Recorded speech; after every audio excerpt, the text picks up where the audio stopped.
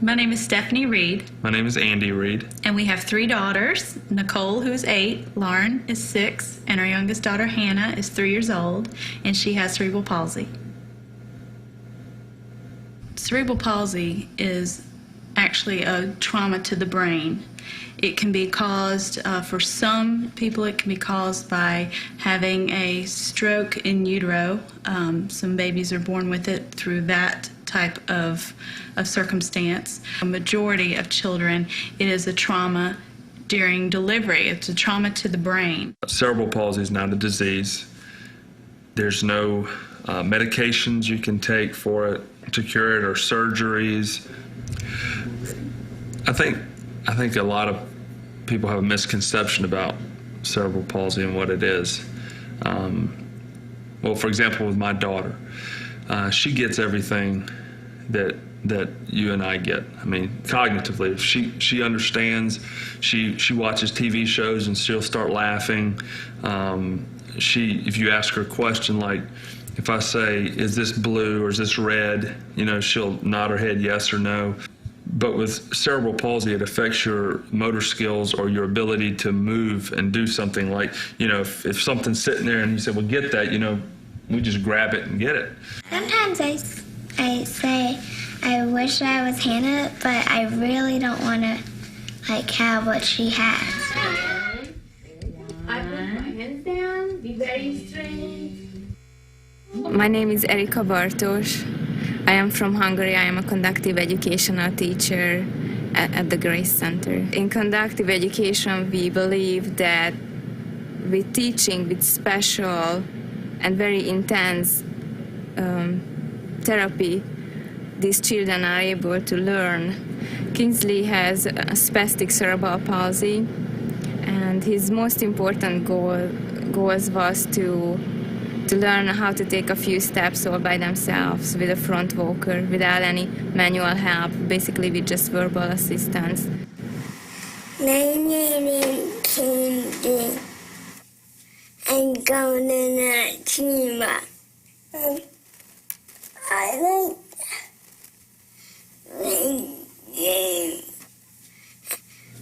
I actually think that conductive education will be a program that will be on the rise in America, as far as once people understand the thought process behind the intensity of the program, they'll understand the fact of how tailored it is for physical disabilities. You can sit there and say, okay, I want you to move your arm 50 times like this. Well, their attitude is, no, we want to put a reason to that movement. Everybody do this. Just like Connor. Yeah. He's got his eyes open and everything. I know there are kids out there who could benefit from this. It's hard for us just to let people know that we're here. And we get people who come from long distances to our school, to the Grace Center. So, but it is not a, It's not a quick fix. Yeah, it's a long process of hard work, and it's successful.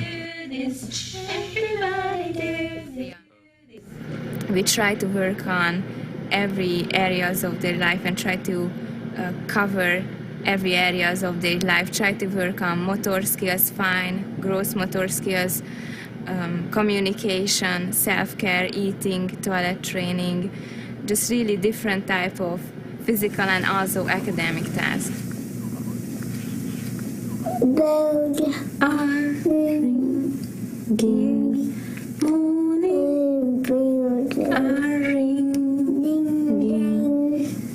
dong, Ding, dang, dong. dong. He came last summer. That was his first session. He was here last summer for 6 weeks, but he came 5 days a week. This time he came 4 days a week, and on some weeks, like this week, he'll be here for 2 days. Last week it was 3 days, but 4 days the most.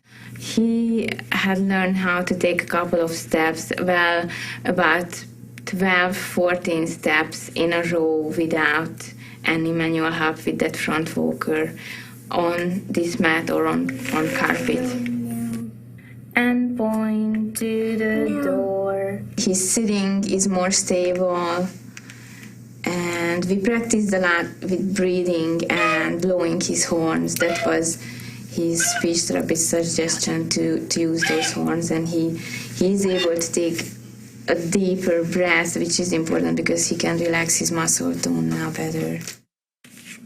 There you go. Good job. Now that's a fast one. You can get to the green or to the blue. Either one of those will work.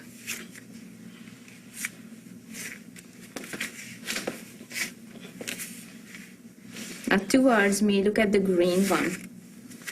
I know there's a blue one here. This green or this blue. Can you get there?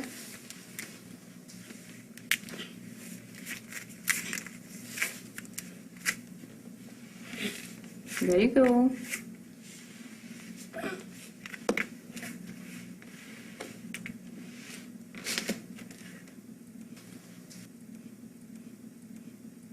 Communicating, I think, is the most important. I'm afraid that if she could never be able to express what she's thinking or what she's feeling, you know, how do I know if she's cold, hot, if she's got an earache, or if she's got a sore throat? Mm-hmm. You know, I wonder sometimes when she's asleep, does she ever say, I'm cold, think I'm cold, and then she wants to tell us she's cold, can I get a blanket, or if I'm too hot, can I, you know, that is another big hurdle, the communication barrier. Just the basic fun things that I would like to do with my kids. As a family, it's very difficult. What we ultimately have to do, we've got a walker that she gets in, and she's able to sit in it, or it's basically she's standing in it, but she's supported on her hips and her waist, and she's mobile around the house.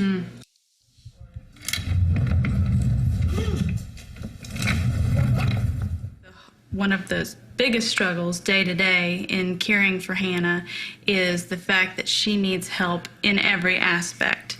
Sometimes with her athetoid CP, she has difficulty holding herself up. So when I'm holding her, she's like a sack of potatoes. I mean, really, she can just be kind of really, really heavy because she's not holding herself up. And as she's getting older, that is getting harder because she's getting heavier.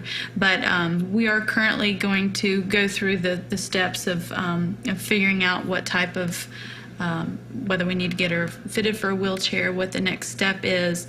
The whole thought and the whole goal for us through conductive ed is to get her as independent as possible and to give her the opportunity. I would love for her to be able to walk and to talk. I mean, obviously, we would love that. And that's what she works on every day. And we will keep on working on that every day. People who have disabilities, unless you have them, you always think, well, that happens to other people. That doesn't happen to me or my family. Well, it does.